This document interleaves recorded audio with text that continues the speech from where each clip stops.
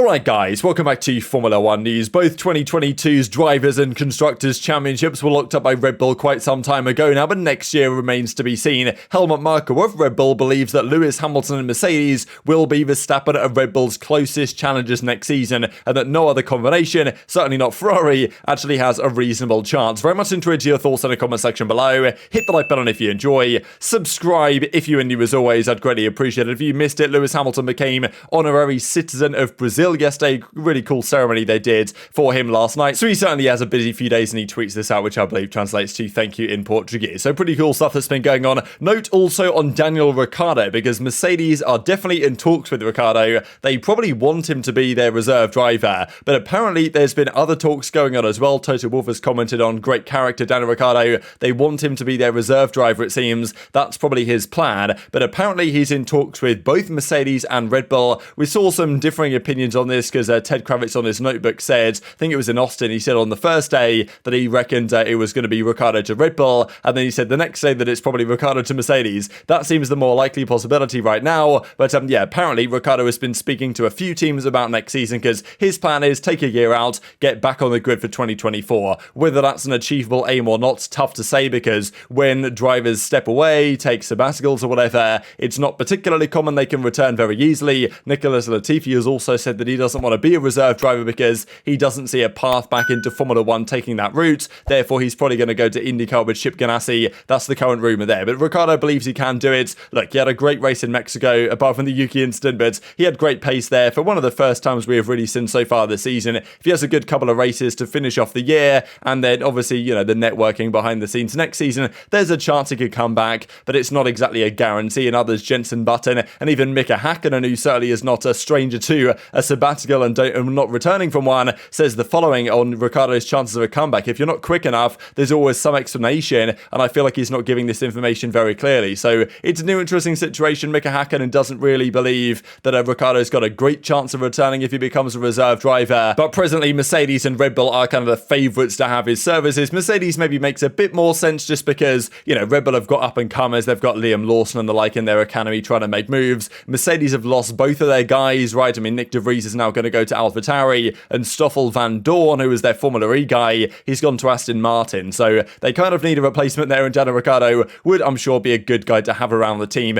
Quick Ferrari update here, because we saw, I believe for the Japanese Grand Prix, Toto Wolff was not going to be there because, like, a lot of races, a lot of weekends, the team is going to be doing some sort of rotation with the exception of the drivers, of course, and maybe, you know, some of the staff working on the car, the engineers. Some of the staff are going to take some races off next season, given there's so many. Mattia Binotto is actually going to take Brazil off, not going to be in the Brazilian Grand Prix because he's going to stay in Maranello to oversee work on next year's car. So yeah, I guess that's their intention, that it's going to be pretty good. Not all agree though. Mercedes are of course hoping to pip Ferrari to the second place. They're going to need to overturn, I think, a 40-point swing over the next 2 rounds. It's going to be tough to do for Mercedes. Is it really in their best interest? Because if you come third, you get more wind tunnel testing times, and maybe that's an advantage. Some could argue that the money talks and second is better than third from that angle, and they've got a sprint race as well to try and gain some extra points, but it's going to need to be another Ferrari disaster class for them to throw away seconds in this particular championship. But next season though, Mercedes, they know their car's going to be better. Well, at least they say they do know that it's going to be better. They're making some upgrades.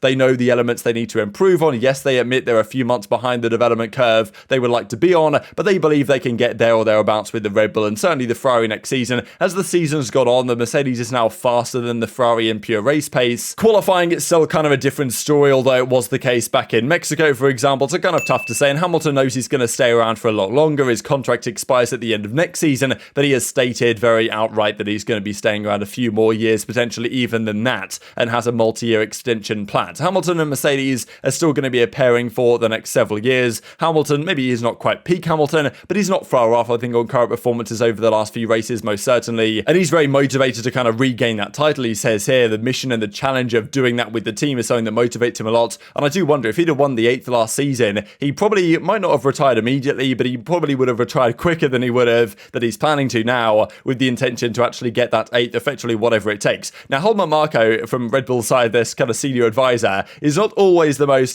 positive about Mercedes and Hamilton, but he actually gives some, interesting words here about Hamilton and the possibility of their fight with Red Bull next season. He says, I see Hamilton as a stronger challenger for 2023. He has a clear advantage in terms of experience, experience, he can motivate himself incredibly well, and I'm also convinced that Mercedes will put a better car on track next year. So rare positive words from Helmut Marko about Mercedes. This is kind of the full quotation here. So discussing that, the battle with Leclerc this season, Leclerc was very strong in qualifying, he says, but he was prone to making mistakes. I see Hamilton as a stronger challenger, as we just saw, incredibly motivated. Mercedes are going to have a better car, got the experience, got all the factors it takes, of course, to be a champion. At the same time, though, he thinks that Verstappen's going to be tough to stop. Verstappen's tyre management, probably a marginally underrated element of his arsenal right now, the way he's able to get those soft tyres and medium tyres deep into races unexpectedly has been very beneficial for him over the last few rounds. Even towards the end of the stint in Mexico, I think the engineers were telling him, Max, if you want to push harder on your tyres, go for it because they're not falling off, right? He was able to maintain them so well over many laps that he's basically imperious at the moment. And as he says, obviously when it's wet as well, absolute master in those conditions. The win he had at Suzuka was absolutely absurd, winning by 25, 30 seconds over a race that didn't even last that long in terms of laps, right? Pure lap counts. So crazy stuff. Of course, he won the championship there and certainly deservedly so. So Verstappen on an individual level is kind of the target right now for every driver on the grid, and he's got the best cars. That also helps certainly in race conditions, and that's why he's breaking all the records this season. We'll talk about that a little bit more later on today. But do you agree with Helmut Marko that Hamilton and Mercedes are the key challenges for Verstappen next year? Who knows how much that wind tunnel kind of 10% reduction will hurt Red Bull? As I've said before, I don't expect it to have a massive difference at the start of next season. As next year goes on, and also going into 2024, that probably will have an impact on them, but next season, probably still Red Bull should have the fastest car at the start of the season, but Mercedes probably should be closer. They've made more progress this season towards Red Bull than any other team have in terms of making, well, at least it seems that way in terms of development. Maybe in terms of pure lap time, Aston Martin have maybe made the most progress, but Mercedes have obviously made leaps and bounds. Ferrari, if anything, have kind of gone the other way, and it does seem like one of those occasions where Ferrari start well, new regulations, whatever, and then things fall a little bit short over the season, and then into the coming year. Clearly, they've already decided, and Mattia Binotto has made it very clear by not going to Brazil that he's focusing on next season, and they weren't really trying anyway. Well, obviously they were, but even they said early season, right, that their intention this season was to compete for the win, not necessarily win, and whether they'll have that chance next year, it's tough to say. Of course, even Leclerc mentioned that the Ferrari guys up top are saying that they only really want to win by 2026. Of course, they want to win, but their target, their deadline to win is 2026, a World Drivers or World Constructors Championship, I guess. And Leclerc's like, I can't wait that long. Deliver me the car, deliver me the strategy, deliver me the good team to get the job done. And just like how few mistakes Red Bull make, the drive, of course, Verstappen makes occasional mistakes, but they aren't particularly costly. The team's pit stops are out of control. The strategy is almost always perfect from Red Bull. They're so hard to beat. You need a great team, a great driver, great car to do that. And probably the Hamilton-Mercedes combination, to me, is the only present combination that I think really has what it takes to take the actual fight to Verstappen next season. Ferrari, of course, might be good early on again, as sometimes they are, but it almost always seems to fall off a cliff with them towards the end of the season. Probably the Hamilton-Mercedes combo for now is the only one that can really take it to Verstappen because, Perez realistically is probably not going to challenge. Now, Helmut Marko couldn't get away with giving a positive comment towards Hamilton and Mercedes and not jumping back with another one, kind of saying that Hamilton, I think he mentioned that $300,000 figure for that new front wing that might have made the difference in the championship if that was the overspend from Red Bull, and he's kind of joking that, yeah, that's what you get at Mercedes for $300k, whereas Haas built a whole new car for that, or something at least to that effect. And look, Stefano Domenicali's hoping that next year's championship will be better, at least in terms of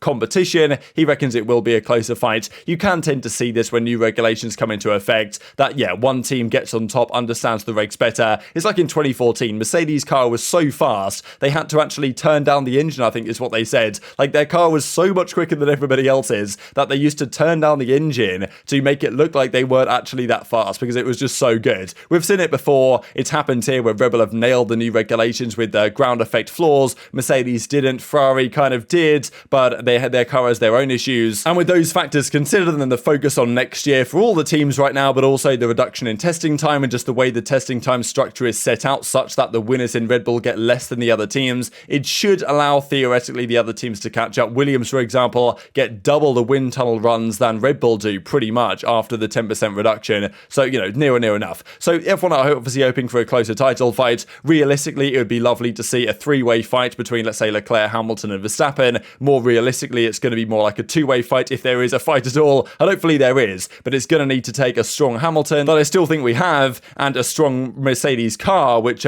seemingly Helmut Marko believes will still be the case for next season. So very much enjoyed your thoughts on all this stuff in the comment section below. Hit the like button if you enjoyed. Subscribe if you're new. Take care, and I'll see you next time.